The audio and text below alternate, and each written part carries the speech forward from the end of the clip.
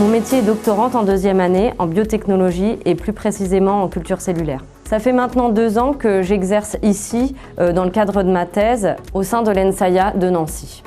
Mon activité se compose de 3 activités principales, la culture de cellules, la traduction de leur comportement via des modèles mathématiques et le pilotage de la culture et du procédé.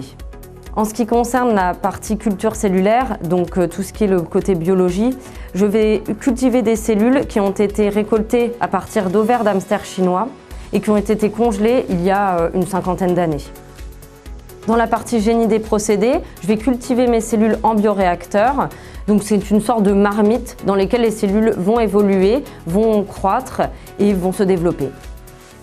En complément de ces activités, je vais traduire le comportement des cellules via des modèles mathématiques pour comprendre leur comportement au sein du bioréacteur et pouvoir piloter par la suite ce procédé de culture de cellules animales.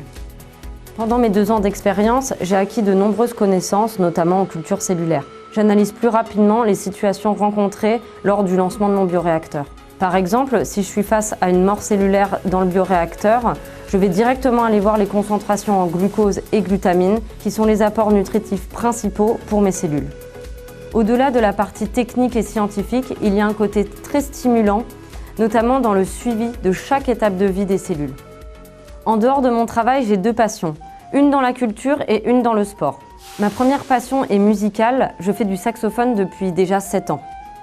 Une fois par semaine, je me rends à des cours de saxophone, ce qui me permet de m'épanouir dans une ambiance musicale.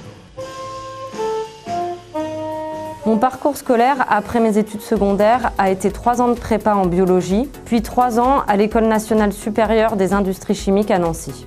C'est en 3e année d'études d'ingénieur que j'ai confirmé cette voie professionnelle, grâce entre autres à ma directrice de stage qui m'a confortée dans mon choix.